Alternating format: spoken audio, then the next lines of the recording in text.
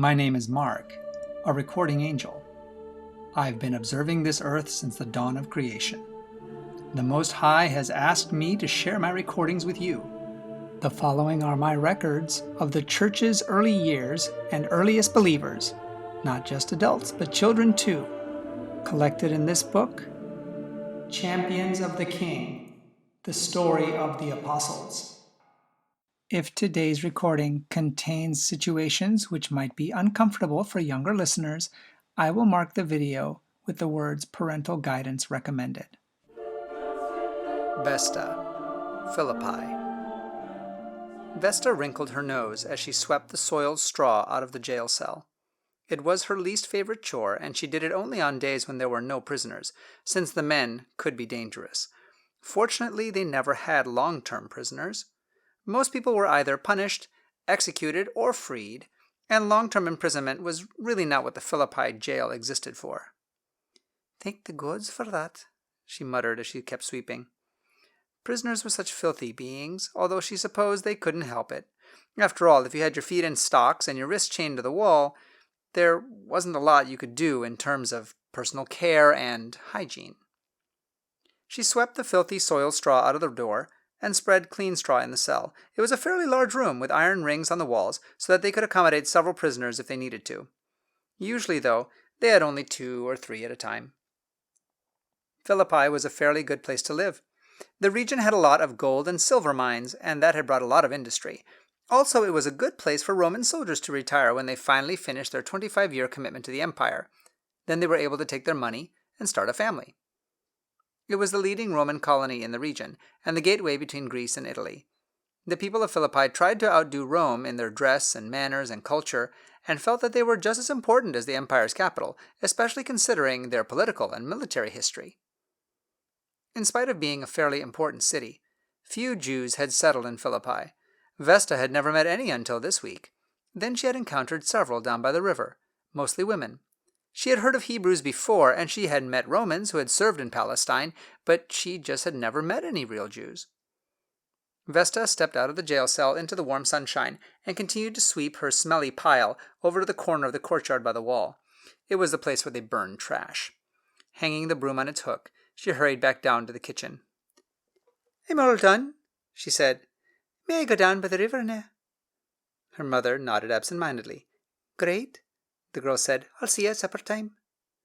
She headed for the river. A wealthy woman from Thyatira would gather with her friends down there every 7th day. Today was the 7th, Saturn's day, and she was looking forward to seeing them again. Vesta had learned that any town that had more than 10 Jews, well, more than 10 Jewish men, would build a synagogue to meet in. But Philippi did not have even 10 male Jews, so the little group would meet by the river on Sabbaths. Vesta was glad they did. She wasn't sure her father would be pleased with her attending some kind of Jewish temple, or synagogue, as they called it, but nobody minded her sitting down by the river, talking to other women.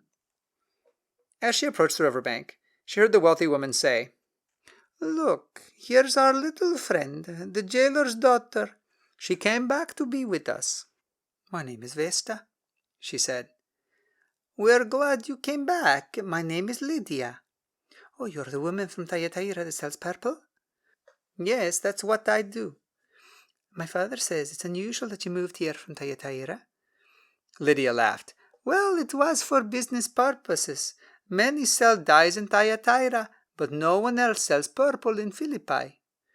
"I'll tell him that," the girl said. "That makes sense. And we're only 10 miles from the sea here, so you can still get your murex shells brought here and do your crushing and dyeing right here in Philippi." "Right, and because this is on the caravan lines between Greece and Italy, all kinds of fabrics come through here. We buy them from traders, dye them, and then resell them." "For lots of money," Vesta added. "Yes," Lydia smiled, "because it takes so many murex shells to make just 1 little ounce of dye. Purple cloth ranks right up there with gold. Even emperors and kings use it to pay tribute and taxes and temple gifts. It's as good as money in international trade." Vesta sat down next to her. "I don't care much about international trade, but I love this purple fabric." The woman laughed. "Everyone does. You will notice that Jews have at least 1 little thread of it running through their clothing somewhere." "Really? Even the poor ones. Lydia nodded. Yes, the God of the Jews wanted all of us to know that we were a special royal people, and so even the poorest people are supposed to have at least one thread running through their cloth, although many of them like to have a full, deep, bluish-purple stripe. But only royalty can afford to make whole garments out of it. Oh, I wish I was a Jew, the girl sighed. Your father would not be happy if he heard you say that. Why? Oh, you know, Lydia replied, not everybody likes those who are different. I'm sure your father would be much more comfortable having you worshipping the local gods, but you're welcome to join us every Sabbath. We'll be glad to tell you more about what it's like being a Jew. I'll just pretend I'm one when I'm with you, Vesta said with a smile. Well, come meet my friends while you're pretending. She introduced the girl to several of the other women. Are they Jews too? Vesta asked. Yes, although they have some new ideas that we've been talking about. What kind of new ideas? Well, one of the things that distinguishes us as a people is that we are waiting for our Messiah to come, and when he does, he will be our king. My new friends here have been telling me that the Messiah did come, and that he was crucified in Jerusalem. Probably the Roman leaders did it, Vesta said. They're really not going to want a rival king. You're pretty smart for one so young. Anyway, Lydia continued, my friends were going to tell me a little bit more about this person. I would like to hear the whole story so that I can decide for myself whether I think he was really the Messiah or just another impostor. A number of people have already claimed to be the Messiah. Vesta nodded. Every country has someone showing up and pretending they're royalty. The only thing that men want more than money is power. It's ridiculous. I'd rather just be wealthy and live here in Philippi. I wouldn't have to rule the world to be happy.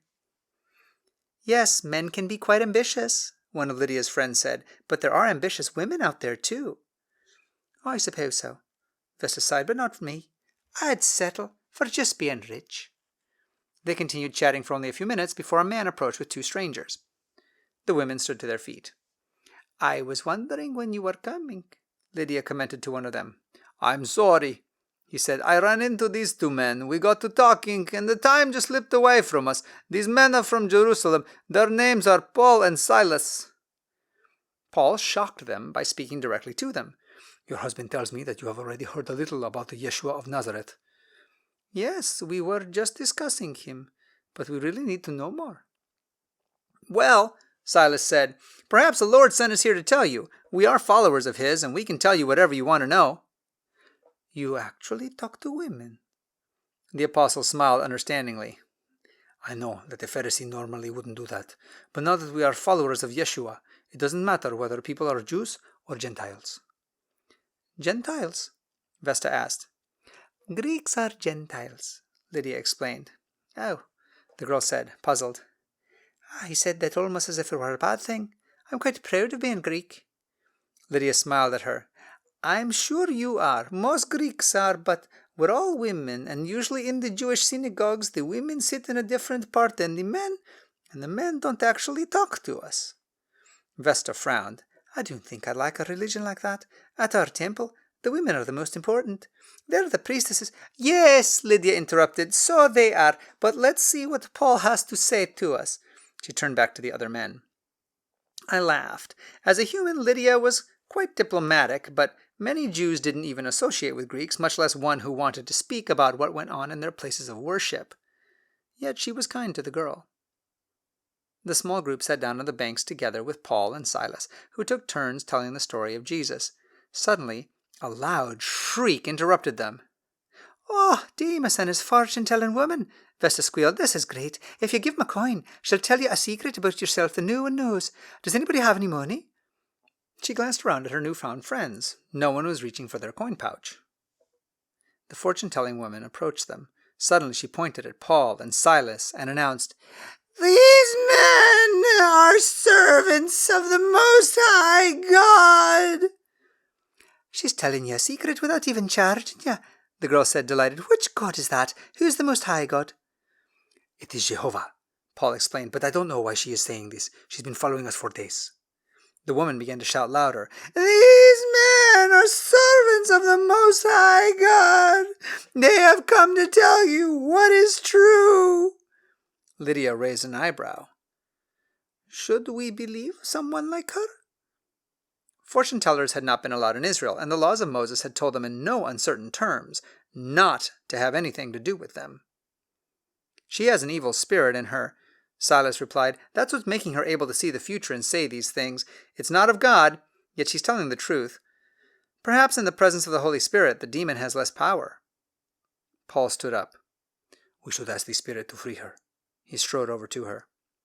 "Be careful, don't touch her," Vesta cautioned. "Nobody can ever touch her. She goes really crazy if someone does." Paul smiled at the girl, and laid his hands on the fortune-teller's head. "In the name of Yeshua of Nazareth, I command you to come out of her," he said in a strong voice. Suddenly the woman screamed and fell to the ground. "She looks as though she has the falling sickness," Lydia said. "I think it's the demon," another woman in the group suggested. "I think it'll stop in a minute when it leaves her." Paul and Silas continued to command the spirit in the name of Yeshua. Suddenly the woman lay still. The other women rushed to her. "Here, let us help you sit up. Do you need a sip of water?" The woman had lost her wild-eyed look. She looked much younger, although dirty and tired. "What's happened to me?" "You've just been delivered from a demon," Lydia's husband explained.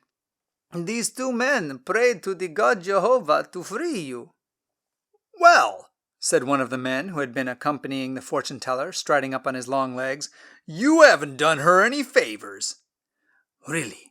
Paul replied, standing up to his full height, which was just up to the other man's chest. "Look at her," the other man complained. "She doesn't have the spirit anymore." "Exactly," Paul said. "She's been delivered." The tall man snorted. "You don't understand. That's how she makes her living, and it's how I make my living. The demon has obviously left her. She has no second sight anymore. Now she's useless to us." He aimed a swift kick at the woman, and she curled up in a ball on the ground. Silas stood to his full height and faced the fortune-teller's master. "You have used her long enough and abused her," he said, "but you won't any more. While you may have lost your source of income, she has gained her freedom." "Nonsense," the man yelled. "She has no way of supporting herself. Now she'll starve. Let's see if she'll be grateful to you." They angrily hurried off. Lydia put her arms around the woman. "Don't listen to them. Come home with us. We'll take care of you." About that time, 2 more men approached them along the riverbank. "Oh, look," Paul said. "Here are the rest of our friends." Vesta glanced up. "This," Paul said, turning to the other man, "is Luke, a physician who travels with me now too." "Which is a good thing," Silas laughed. "As often as Paul gets beaten up, he needs his own physician along with him." "The Lord knew that would be important," Paul agreed, "and I'm really grateful for it." After Paul started telling stories, it seemed as if hardly any time had passed until they noticed a group of angry men hurrying toward them. Vesta drew back by instinct, putting space and people between her and the little knot of believers. The recently healed fortune-telling woman cowered on the ground in fear. Shouting and shoving, the men grabbed Paul and his friend Silas. Vesta leaped back and ran for home as fast as she could. Surely her father could do something to help her friends. I smiled to myself. Vesta still believed her father could do anything. One of the most painful things young people go through is realizing that their parents are just people and not the all-powerful individuals they once thought them to be. Unfortunately, this often makes them cynical, and then it is hard for them to accept that their Heavenly Father really is all-powerful and really can fix anything. The guardians moved into the violent knot of men. They had instructions to prevent any permanent or serious injuries to Paul and Silas. Snarling, the enemy agents pulled back. While they claimed control of the angry men, they were afraid of the gleaming guardians.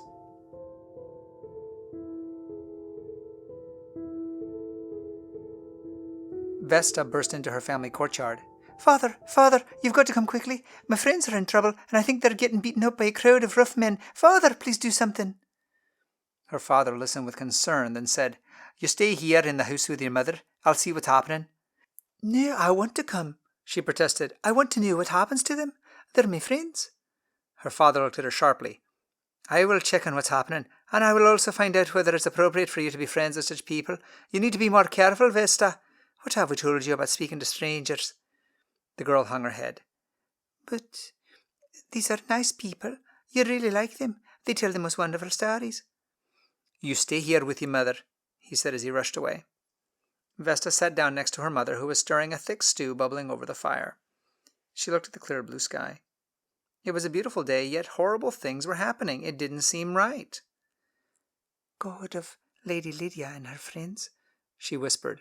Are you there? She heard no answer. We need your help. Paul and Silas are your friends. They need you right now. Please help them.